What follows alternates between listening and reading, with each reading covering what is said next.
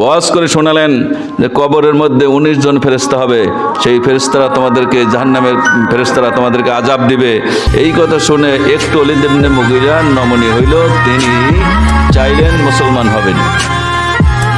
তো এই কথা শুনে আবু জেহেল, উতবা, সাইবা রাসূল পাক সাল্লাল্লাহু আলাইহি সাল্লামের কাছে এসে ওলীদ ইবনে মুগীরার কাছে এসে বলছে, চাচা শুনলাম আপনি নাকি মুহাম্মদ সাল্লাল্লাহু আলাইহি সাল্লামের দিন গ্রহণ করতেছেন। তো হ্যাঁ, করবো না, এই জন্যই তো করতেছি, যেহেতু মুহাম্মদ সাল্লাল্লাহু আলাইহি সাল্লাম যে ফেরেশতাদের কথা বলছেন, আমি ওই ফেরেশতাদেরকে বড় ভয় করি, আমি ঈমান আনবো, মুহাম্মদ সাল্লাল্লাহু আলাইহি সাল্লামের কলমা পড়বো। তো এই কথা যখন বলছে তখন আবু জেহেল বলছে, এই ফেরেশতাদেরকে আমরা কবরে বেঁধে ফেলতে পারবো না? কি করবে?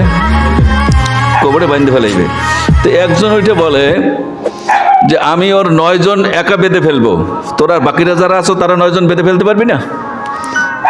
তারা বললো হ্যাঁ তা তো পারবো। তাহলে মুসলমান হওয়ার দরকার কি? এই জন্য আর ওলীদ ইবনে মুগীরা মুসলমান হবেন না।